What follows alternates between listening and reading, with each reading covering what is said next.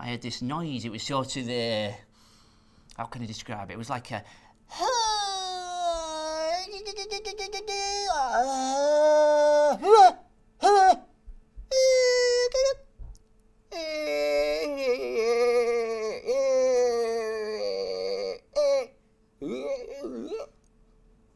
Something like that.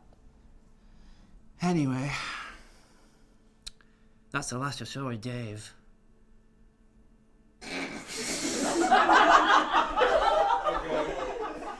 Nearly done. Pamela Clamblouse was on her way to work one day when she passed a man wearing all white. Was it the milkman? Was it a ghost? Rachel Clamp, an elderly lady, sat in her front room looking out into the fog for 20 minutes until she realised she was blind. A town known to be home to the highest pufferfish museum. A town that has never seen triangles. Structures are brittle and bridges fall quickly. The tale of a man of Glencoe village whose remains were found charred to ashes. Rumour has it he entered a competition to eat a lighted candle. And every night at midnight she hears the whisper of that frog's croak. The plates, which had once been beef, had now turned into tripe. Was it tripe all along? Skeptics have said yes. In 3 years, over 20 things have died on Glencoe Island. And for 40 years, she was purple. Her fingers, shattered into bits, never left the grip of her pint glass. Glencoe Island, home to the world's strongest dog. Were the tales true, or was it just his big mouth? So, like Hansel and Gretel, they left their trail of breadcrumbs. But it wasn't breadcrumbs. It was teeth. Arms, legs, teeth and mind, broken like discount biscuits. And you took a long out. I've kept it in the freezer in case he changes his mind. Not going to change my mind. You might change your mind. I can't change my mind. You can. We can go and see a specialist. This is what I've said. Who specialises in this? We'll find one in Yellow Pages. There's everything in there. I'm the only person that knows how to take this battery out. Well, we'll ring you then. All right, ring me then. All right. Hello. It's Gary. Can you come and see my husband? He's got a battery in his chest. You're the only person who knows how to take it out. Leave it in. The toughest thing is, I'm near him now because he's earthed himself. But if he doesn't do that, I can't be within a metre of him because my hair goes on end.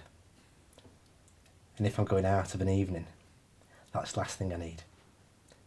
My hair on end. The day after the procedure, yes, I went into the bathroom to have my morning, and he was laid in there, in the bath, blood and what I later learnt to be battery acid everywhere, passed out. So I chucked a bucket of water on his head, and he came round, and he started becoming electrocuted because of the water.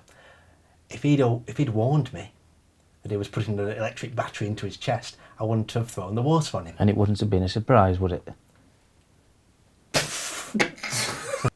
Well, like I say, I drank a lot of alcohol and I picked up my blowtorch and blasted it away at my chest. Once I got through a few ribs, I'd seen the lung there. So you blew open your chest using the blowtorch? Yes, of course, yes.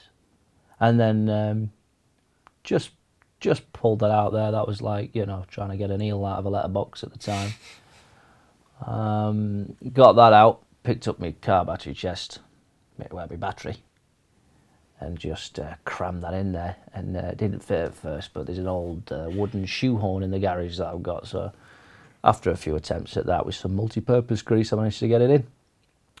And then it was a simple case of stitching it up and, popping the two sockets on, like that.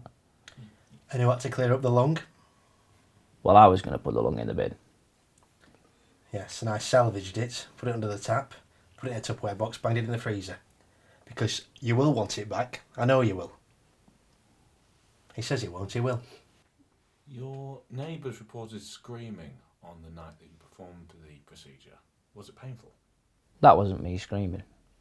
See, what had happened is our next door neighbour, Ralph, his lad, had jumped next door. He'd been playing on his trampoline, you see. And of course, every time he was going up on the trampoline, he'd get a quick glance of what was going on in my garden.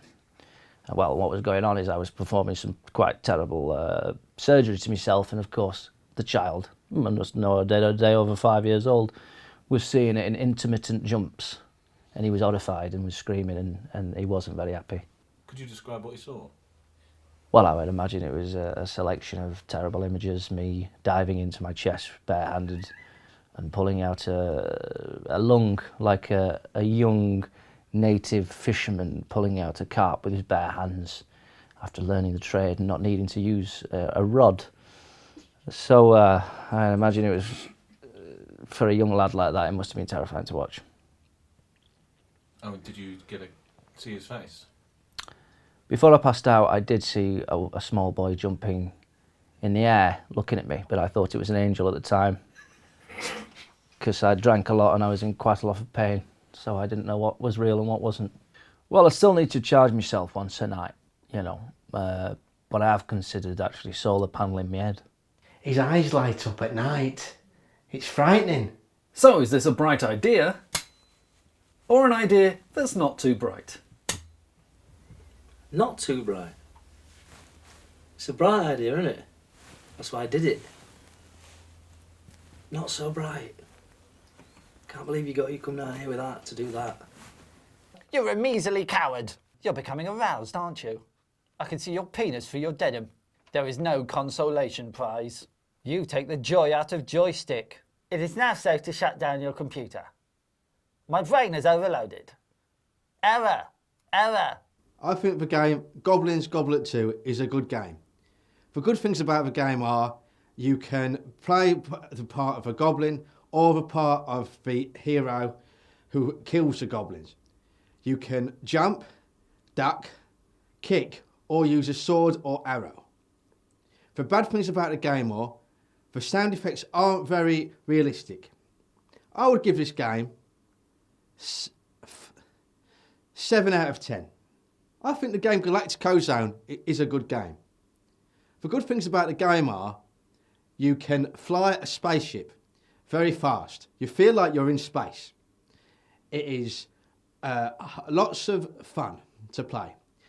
There are lots of things happen, like aliens come at you with various spaceships, and the design of the spaceships is very realistic. The bad things about the game are it's sometimes too much black. Well, Mr. Crow assures me he's been having singing lessons, but I'm not quite sure. Mr. Crow, are you lying? I'm telling the truth. What can we have a The hills are alive with the sound of singing. Mr. Crow, I think you might need some more lessons, or at least your money back. You're so rude. Guys, it's that time. Well, Mr. Crow, crow's feet mean something different from where I'm from. It means you're getting old. Okay, well, you don't have to worry about that just yet, kids, although it is coming. So, it is time for that time again. Time twice. Whoop! I was tucked up in my nest last night with Mrs. Crow. Mrs. Crow doesn't exist.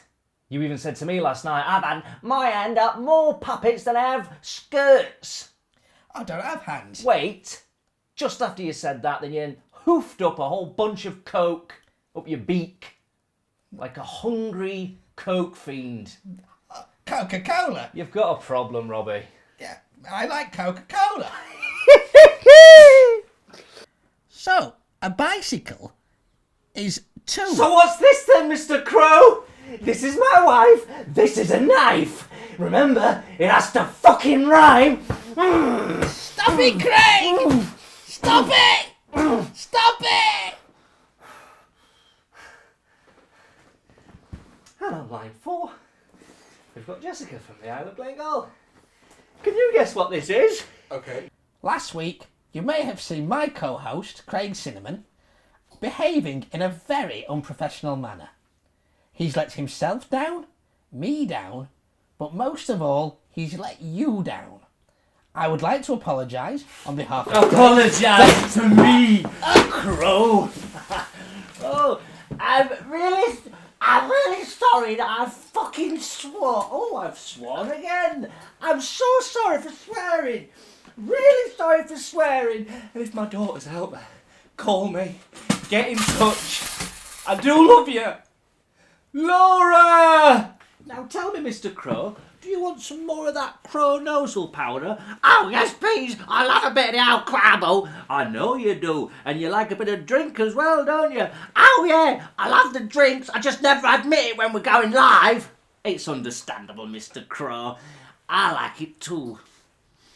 But I'm being fired and you're not. Because you're the face of this show, apparently.